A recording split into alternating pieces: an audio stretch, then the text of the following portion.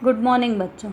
आज हम कक्षा 8वीं के संस्कृत विषय के सेकंड चैप्टर का पाठ करेंगे, जिसका शीर्षक है यस्य बुद्धिर्बलम तस्य, मतलब जिसकी बुद्धि उसी का बल। ठीक है, इसको मैं पहले आपको संस्कृत में पाठ पढ़ के समझाऊंगी, उसके बाद मैं आपको हिंदी में इसका ट्रांसलेट करके बताऊंगी। यह कहानी आपको सुनाऊंगी। यह बहुत ही शिक्षाप्रद कहानी है। अब मैं इसका संस्कृत में पाठ करती हूँ। एकः रामदासः नाम धीव्रः आसीत्। मत्स्यान् गृहीत्वा सः आपणे विक्रयं करोति स्म। एकदा सः मत्स्यान् ग्रहीतुं नद्यां जालं प्रसारयत्। तस्मिन् जाले सः एकं स्वर्णमत्स्यं प्राप्तः। चकितः भूत्वा सः तम् अपश्यत्। सः अचिन्तयत्, यदि अहम् एतं राज्ञे दास्यामि तर्हि सः प्रसन्नो भूत्वा मह्यं पुरस्कारं दास्यति। रामदासः मत्स्यं नीत्वा राजसभाम् अगच्छत्। तत्र द्वारे एकः धूर्तः द्वारपालः स्थितः आसीत्। सः कथमपि रामदासं गन्तुम् आज्ञां न अयच्छत्। रामदासः अनेकप्रकारेण अनुनयं विनयम् अकरोत्, परं सः द्वारपालः तु मूर्तिवत् किञ्चिद् अपि न अशृणोत्। अन्ते धीव्रः अकथयत्, बाढम्, अहं यत्किञ्चित् अपि पुरस्काररूपेण प्राप्स्यामि तस्य अर्धं तुभ्यं दास्यामि। द्वारपालः इदं प्रस्तावं स्वीकृतवान्। तं च राजसभायां प्रवेशितुम् आज्ञापयत्। राजा स्वर्णमत्स्यं दृष्ट्वा प्रसन्नः अभूत्। कोषाध्यक्षं च 50 स्वर्णमुद्राणि धीव्राय दातुम् अदिशत्। धीव्रः अपि चतुरः आसीत्। शिरं नत्वा प्रार्थयत्, क्षमस्व महाराज, अहं स्वर्णमुद्राणि न वाञ्छामि। राज्ञं पृष्टः, तदा त्वं यत्किञ्चित् अपि वाञ्छसि तद्वद् अहं दास्यामि। धीव्रः प्रत्यवदत्, स्वामी, अहं 50 दण्डप्रहाराः वाञ्छामि। सर्वे सभासदाः तं प्रमत्तः अपि अवदन्। सर्वे विस्मिताः आसन्। राजा तम् अनेक उपहाराणि विषये अपृच्छत्, परं सः तु दण्डप्रहारा एव वाञ्छति स्म। अन्ते राजा तथैव कर्तुम् आदिशत्। 25 दण्डप्रहारात् अनन्तरं सः सैनिकान् स्थातुम् अकथयत्, प्रार्थयत् च, येन सह अहं प्रतिश्रुतः 25 दण्डप्रहारः तस्मै यच्छ। राजा पृष्टः, सः सर्वां वार्ताम् अवदत्। राजाज्ञा सैनिकाः द्वारपालं दण्डप्रहारानन्तरं कारागारे अक्षिपत्। राजा धीव्रस्य बुद्धेः प्रशंसाम् अकरोत्। धीव्राय च पुष्कलं स्वर्णमयं पारितोषिकम् अर्पयत्। धीव्रः पारितोषिकं प्राप्य राजानम् अभिवाद्य गृहं गत्वा सत्यमेव उक्तं, यस्य बुद्धिर्बलं तस्य।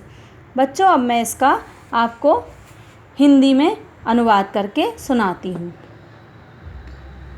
एक रामदास नाम का मछुआरा था। मछलियाँ पकड़ता और बाजार में बेचता। एक बार उसने मछली पकड़ने के लिए नदी में जाल फैलाया। उसी समय उसके जाल में एक सोने की मछली फंस गई। उसने आश्चर्य से उसे देखा। वह सोचने लगा, यदि मैं इसे राजा को दे दूं तो वे मुझ पर प्रसन्न होंगे और मुझे पुरस्कार देंगे। रामदास मछली को लेकर राजसभा जाता है। वहाँ द्वार में एक चालाक धूर्त और द्वारपाल खड़ा था। उसने रामदास को अंदर जाने की आज्ञा नहीं दी। रामदास ने अनेक प्रकार से उससे प्रार्थना की, परंतु वह द्वारपाल उसकी कोई बात सुनने को तैयार नहीं था। अंत में मछुआरे ने द्वारपाल से कहा, ठीक है, मुझे अंदर जाने दो। राजा मुझे जो भी पुरस्कार देंगे उसका आधा भाग मैं तुम्हें लाकर दूंगा। द्वारपाल ने उसका प्रस्ताव स्वीकार कर लिया और उसे अंदर जाने की आज्ञा देता है। राजा सोने की मछली देखकर अति प्रसन्न होते हैं और अपने कोषाध्यक्ष को आज्ञा देते हैं कि इस मछुआरे को 50 स्वर्ण मुद्राएं दे दी जाएं। मछुआरा बहुत चतुर था। अतः वह सिर झुकाकर राजा से कहता है, क्षमा करें महाराज, मुझे स्वर्ण मुद्राएं नहीं चाहिए। राजा उससे पूछते हैं, फिर तुम्हें क्या चाहिए? मुझसे कहो, मैं तुम्हें अवश्य दूंगा। मछुआरा कहता है, स्वामी, मुझे 50 डंडों का प्रहार चाहिए। सभी सभासद उसकी बात सुनकर आश्चर्यचकित हो जाते हैं। राजा उससे कहते हैं, हमने तुमसे अनेक उपहारों के विषय में पूछा, परंतु तुम्हें दंडे का प्रहार क्यों चाहिए? परंतु उसने कहा, मुझे तो यही चाहिए। अंत में राजा ने कहा, इसे जो चाहिए दे दिया जाए। सैनिक जब उस पर डंडे से प्रहार करते हैं तो 25 डंडे मारने के बाद वह उन्हें रुकने को कहता है। सैनिक उससे पूछते हैं कि तुमने हमें क्यों रोका? तब मछुआरा उनसे बताता है कि मैंने अपना आधा उपहार द्वारपाल को देने का वचन दिया है, अतः मुझे राज दरबार से जो भी प्राप्त हुआ मैं उसका आधा भाग उन्हें देने के लिए वचनबद्ध हूँ।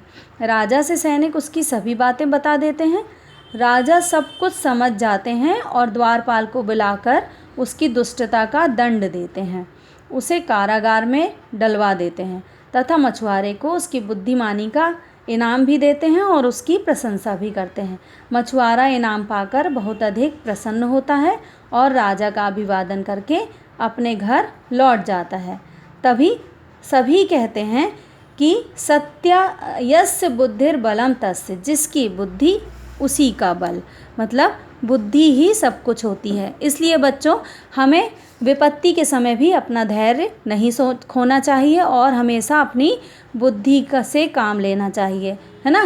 क्योंकि अगर हमारी बुद्धि हमारे साथ है तो बड़े से बड़ा बलवान मनुष्य भी हमसे जीत नहीं सकता।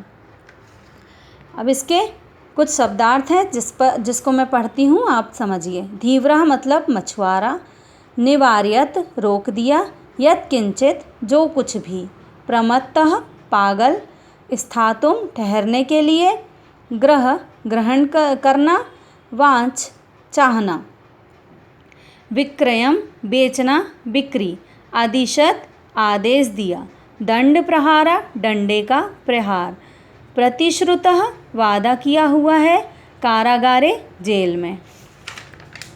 अब इसकी जो एक्सरसाइज है और जो क्वेश्चन आंसर्स हैं सब मैंने आपकी पुस्तक में फिल किया है, मैं आपको PDF के माध्यम से सेंड कर दूंगी। बच्चों, यहाँ पे कुछ उचित पद दिए हुए हैं, कुछ विकल्प दिए हुए हैं जिनमें से एक इसका आंसर है। जैसे धीव्रः किम प्राप्तः, मतलब मछुआरे ने क्या प्राप्त किया था? स्वर्ण मत्स्य, सोने की मछली पाई थी उसने। कह तम राजसभाम गंतुम निवार्यत, कौन उसे राजसभा में जाने नहीं दे रहा था? द्वारपालः। राजा कति स्वर्ण मुद्राणी दातुम आदिशत, राजा ने कितने स्वर्ण मुद्राएं देने का आदेश दिया? 50, मतलब 50। धीव्रः किम पुरस्कारम इच्छति स्म, मछुआरे को क्या पुरस्कार चाहिए था? 50 दंड प्रहार, मतलब 50 डंडे का प्रहार। द्वारपालः तस्मात् किम इच्छति, द्वारपाल क्या चाहता था? उससे आधा पुरस्कार, मतलब अर्ध पुरस्कारम। अब आगे का जो कुछ भी है मैं आपको सेंड कर दूंगी। इसमें आप एक बार सुन लीजिए क्या दिया हुआ। शब्दाः मूल शब्द, लिंग, वचन, विभक्ति। विभक्ति, वचन, लिंग मैंने आपको पिछली कक्षाओं में भी बहुत अच्छे से समझाया था। इसको मैं फिल करूंगी और जो भी आपके डाउट्स हों आप मुझसे पूछ सकते हैं।